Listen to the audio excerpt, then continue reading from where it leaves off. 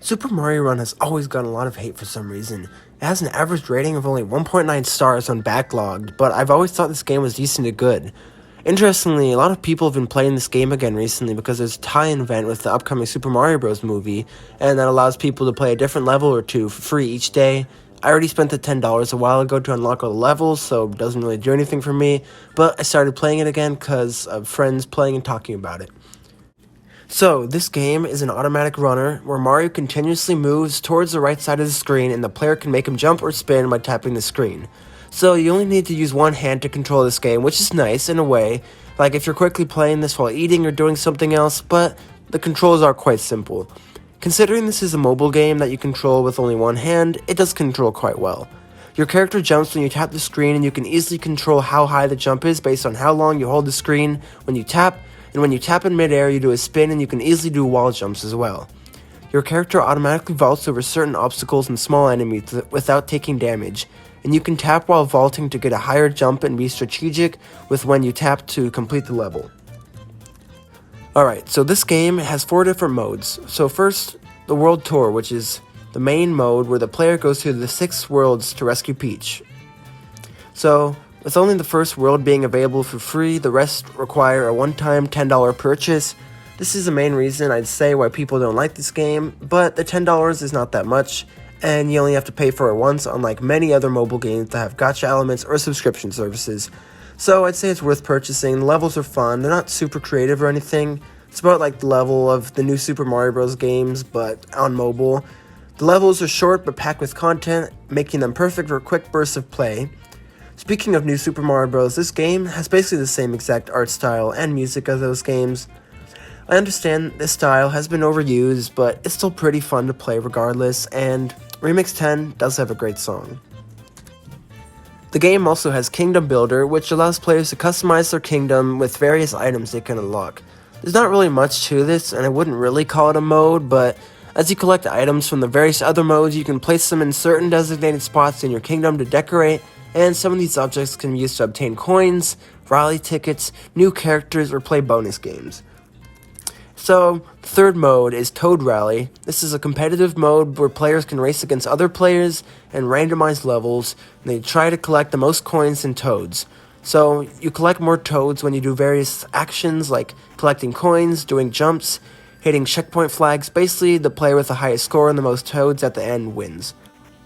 The last mode is Remix 10, which involves the player playing through 10 random short remix courses and trying to collect 3 bonus medals in each level to get more items. This mode also has certain characters to play as on every 5th level, and these characters have certain abilities which change up the way you play. So these special courses, along with secret courses and limited time courses, allow you to collect 5 bonus medals in one stage. And by getting more bonus medals, you can hit the bonus question block to get more items to decorate your kingdom with. Remix 10 also occasionally has boss levels at the end, either being Boom Boom or Bowser. And these are pretty simple, but if you fail them, you have to replay the 10 levels again. And Remix 10, I'd say, is the most fun and replayable part of the game. It's different every time because it's randomized, and it's fun playing the bite-sized levels and trying to get as far as possible. This game doesn't have a live system, but it instead has bubbles. So when you die, you get put in a bubble, and you get put back in the course, and you can continue until you run out of bubbles. So you start each level with only 2 bubbles. Sometimes you can get more, but not often. And you can use the bubbles to go back if you miss a collectible, since you keep going right, you can't go left. So this can be useful since you only have 2 bubbles, you have to use it carefully.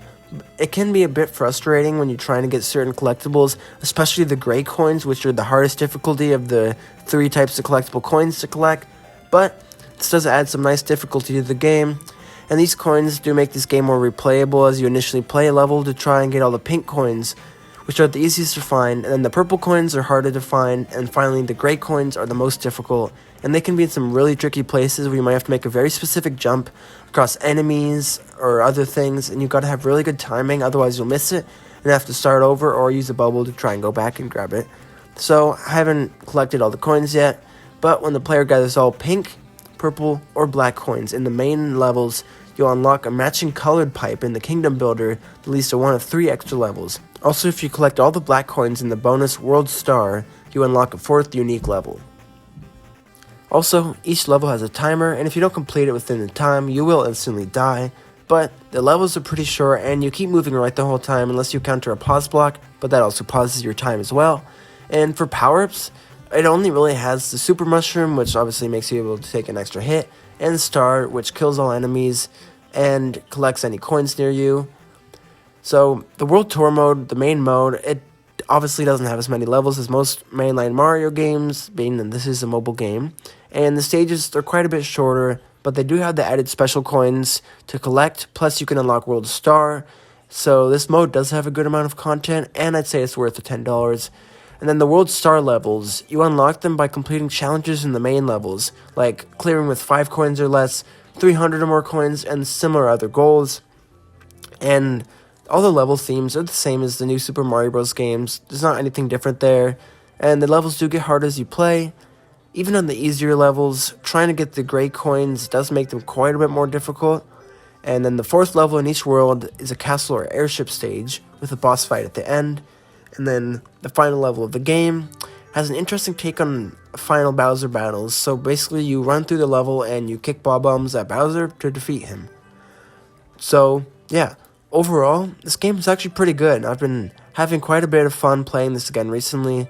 And I'm glad that people are playing this again because of the Super Mario Bros. Movie event. It is a bit generic in terms of art style, music, and level themes, but then again, the whole new Super Mario Bros. Series has been this way for a while.